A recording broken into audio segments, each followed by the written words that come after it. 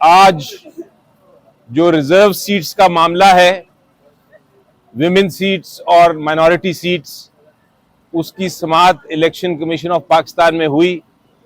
बहस खत्म हो गई है दोनों साइड से। आईन पाकिस्तान बड़ा वाज़ेह तौर पे ये कहता है कि जितनी किसी सियासी जमात ने जितनी सीटें जीती हों इलेक्शन में, उनको सिर्फ और सिर्फ उन सीटों के मुताबिक माइनॉरिटी सीट्स और वुमेन सीट्स मिलेंगी। यानी कि अगर किसी जमात ने 10 सीटें जीती हों नेशनल असेंबली में, तो उसको उस 10 के अगेंस्ट जितना उसका हिस्सा बनता है वो ही मिलेगा। उन 10 सीट से आगे हिस्सा नहीं मिल सकता। आज अजीबोगरीब बात देखी, बहुत ही अजीबोगरीब बात देखी, जिस पे मुझे बहुत अफसोस भी हुआ। अफसोस इसलिए हुआ कि हमारी जो सियासी जमातें हैं वो जमहूरियत की तो बात ज़रूर करती हैं, लेकिन जब मौका मिले तो किसी और के हिस्से पे गबन करने की कोशिश करती हैं। यानी कि आज पीएमएलएन की तरफ से भी और पीपल्स पार्टी की तरफ से भी और एमक्यूएम की तरफ से भी और कुछ और दीगर जमातों की तरफ से भी दरख्वास्त ये आई कि जनाब, हमने तो अपना हिस्सा, अपनी जितनी हमारी सीटें थी उसके मुताबिक अपना हिस्सा ले लिया है, माइनॉरिटी सीट्स का और विमेन सीट्स का, लेकिन अब ये जो हिस्सा पीटीआई के कैंडिडेट्स को जाना है आइन के मुताबिक, वो हिस्सा भी हमें ही तकसीम कर दें।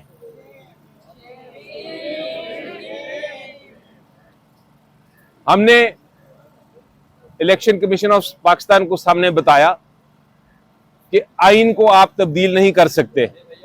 आइन में जो हिस्सा उनका है वो हिस्सा उनको आप दे चुके हैं। आइन में जो हिस्सा पीटीआई के बैक्ड जो कैंडिडेट्स हैं, जो पीटीआई के कैंडिडेट्स हैं जिन्होंने सुन्नी इत्तेहाद में ज्वाइन किया है, उनका हिस्सा आपको आइन के मुताबिक देना ही देना है। हमने ये भी कहा कि आप ये खाली भी नहीं छोड़ सकते, क्योंकि जो विमेन माइनॉरिटी, इनके जो हिस्से हैं, इनके जो कैंडिडेट्स हैं, ये कोई खैरात नहीं है, ये आईनी हक है। ये विमेन का भी रिप्रेजेंटेशन का आईनी हक है और माइनॉरिटीज का भी, कि वो अपना जब वोटिंग आए प्रेसिडेंट के लिए इलेक्शन के लिए, सेनेट के इलेक्शन के लिए, प्राइम मिनिस्टर के इलेक्शन के लिए, चीफ मिनिस्टर्स के इलेक्शन के लिए, स्पीकर्स या डिप्टी स्पीकर के इलेक्शन के लिए, तो वो अपना वोट का हक इस्तेमाल कर सके। तो इलेक्शन कमीशन ऑफ पाकिस्तान को हमने कहा आप ये भी नहीं कर सकते कि ये मामला खाली छोड़ दें, आपको ये कैंडिडेट्स जो है ये पीटीआई को देने ही देने हैं। एक बहस की गई कि जनाब, जो सुन्नी इत्तेहाद है ये एक पॉलिटिकल जमात तो है, लेकिन इन्होंने पार्लियामेंट में कोई सीट नहीं जीती, इसको इसलिए इनको जो कैंडिडेट्स ने, पीटीआई के कैंडिडेट्स ने जो उनके साथ अंदर शामिल हुए हैं, उनके शमूलियत के बाद भी उनको ये माइनॉरिटी सीट्स नहीं दी जा सकती और विमेन सीट्स नहीं दी जा सकती। उस पर भी हमने आर्टिकल 51 दिखाया इलेक्शन कमीशन ऑफ पाकिस्तान को जवाब में, और ये बताया कि वहां लफ्ज़ इस्तेमाल हुआ है कि कोई भी पॉलिटिकल पार्टी को ज्वाइन किया जा सकता है। किसी भी पॉलिटिकल पार्टी को जो इंडिपेंडेंट कैंडिडेट्स हैं वो ज्वाइन कर सकते हैं। ये कोई कदगन नहीं लगाई आइन में कि उस पॉलिटिकल पार्टी को ही ज्वाइन कर सकते हैं जो पार्लियामेंट में हो, बल्कि पाकिस्तान की आइन में पार्लियामेंट्री पार्टी को अलग एक हैसियत दी गई है। वहां लफ्ज़ इस्तेमाल हुआ है आर्टिकल 51 में पॉलिटिकल पार्टी सिर्फ। दूसरी बहस ये की गई कि जनाब, सुन्नी इत्तेहाद ने लिस्ट नहीं दी। हमने उसका जवाब दिया कि बिल्कुल दुरुस्त है, लिस्ट नहीं दी, लेकिन इसमें कहाँ कदगन है कानून में कि आप दोबारा लिस्ट नहीं दे सकते। अब जबकि सुन्नी इत्तेहाद में इतने सारे जो कैंडिडेट्स हैं वो ज्वाइन कर गए हैं, उनकी तादाद पाकिस्तान में सबसे मेजॉरिटी में आ गई है, तो आपको कोई कदगन नहीं है इलेक्शन कमीशन ऑफ पाकिस्तान के ऊपर कि वो दोबारा से एक शेड्यूल अनाउंस करके तो इन विमेन जो हमारी सारी कैंडिडेट्स हैं और माइनॉरिटी के जो कैंडिडेट्स हैं उनकी स्क्रूटनी करके उनको रिजर्व सीट्स दे दे। यही इंसाफ का तकाजा है। बहरहाल ये सारी बहस हुई और उस बहस के बाद अब इलेक्शन कमीशन ऑफ पाकिस्तान ने जजमेंट को रिजर्व कर लिया है। तो उम्मीद तो मेरी ये है, हम सब की उम्मीद ये है कि आइन और कानून के मुताबिक फैसला होगा और फिर हम इंशाल्लाह आगे चल सकेंगे। अगर ये नहीं हुआ, अगर हमारी सीटें छीन के तो दे दी गई, PMLN या पीपल्स पार्टी में बांट दी गई, अगर ये गबन जो है गैर कानूनी गबन वो अगर हो गया तो फिर हम जरूर सुप्रीम कोर्ट जाएंगे। लेकिन ये एक इतनी बड़ी आइन शिकनी होगी कि उसके बाद प्रेसिडेंट का भी इलेक्शन, सेनेट के भी इलेक्शन, प्राइम मिनिस्टर का भी इलेक्शन और स्पीकर और डिप्टी स्पीकर का भी इलेक्शन जो है वो सारा कंट्रोवर्शियल हो जाएगा, वो सारा मुतनाज़ा हो जाएगा और वो उसकी कोई लेजिटिमेसी नहीं रहेगी। मैं इस पे एक अर्ज करता हूँ, आईन और कानून के मुताबिक पाकिस्तान तहरीक इंसाफ के सपोर्टेड कैंडिडेट जिससे आखिरी दिन बल्ला लिया गया था और जिन्होंने पाकिस्तान तहरीक इंसाफ के सपोर्ट के साथ इलेक्शन जीता है, बाकियों को तो हरवाया है, लेकिन जो लोग जीत चुके थे उनमें से 293 मेंबरान साहिबान ने कानून और आईन के मुताबिक सुन्नी इत्तेहाद काउंसिल को ज्वाइन किया था।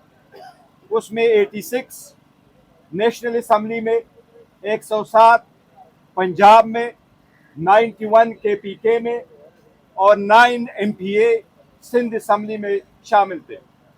इस 293 MPA और MNAs के हिसाब से इलेक्शन कमीशन ने इस वक्त हमारे 78 सीट्स रिजर्व को उनके मुताबिक रिजर्व रखा है और इस फैसले के मुताबिक इनकी आगे एलोकेशन होगी। हम समझते हैं कि पॉलिटिकल सिस्टम में और रिजर्व सीट मेरिट बेस्ड होती है।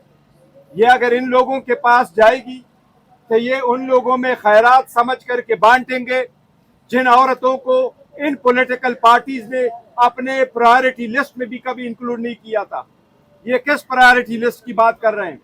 इनकी जितनी प्रायोरिटी लिस्ट उठा ले, ये खैरात में ये मानते हुए उन लोगों के दी जिन लोगों को, जिन औरतों को उन्होंने इसका वर्थ नहीं समझा कि उनको प्रायोरिटी लिस्ट में दे।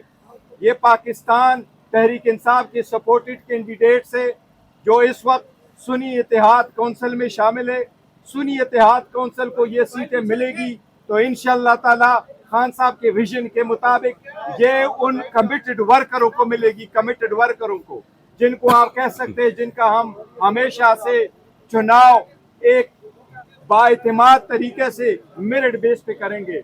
हमारे इलेक्शन कमीशन से आखिरी इस्तदा है कि अब अवाम ने जब फैसला दिया हुआ है और अवाम में तारीख में पहली मरतबा 2002 में 17 इंडिपेंडेंट कैंडिडेट्स आए, 2008 में आपने 23 कैंडिडेट देखे, 2018 में आपने 27 कैंडिडेट देखे और 2023 में आपने इस वक्त शामिल शुदा 300 कैंडिडेट देखे। ये सिर्फ और सिर्फ उस गुलामी नामंजूर की वजह से है। इलेक्शन कमीशन को अगर अवामी नुमाइंदों का एहसास करना है, इस पॉलिटिकल सिस्टम को आगे चलाना है, तो इलेक्शन कमीशन के सामने आज अली जफर ने बेहतरीन आर्गूमेंट्स किए हैं कि ये इख्तियार आपके पास है, आप उनको ऐसे एलोकेट करें जिससे कानून का तकाजा पूरा हो। अगर प्रोविजन उसमें मौजूद है आप उनके, तो एक बार फिर हमारी इलेक्शन कमीशन से इस्तदा है कि असम्बली उस वक्त पूरा नहीं होती जब तक उनके सारे मेंबरान साहिबान मौजूद ना हो। लिहाजा आज ही फैसला कर ले, हमारी सीट हमें एलोकेट कर दे ताकि हमारी केस पे जल्द फैसला हो और हमारी असम्बली भी पूरा हो।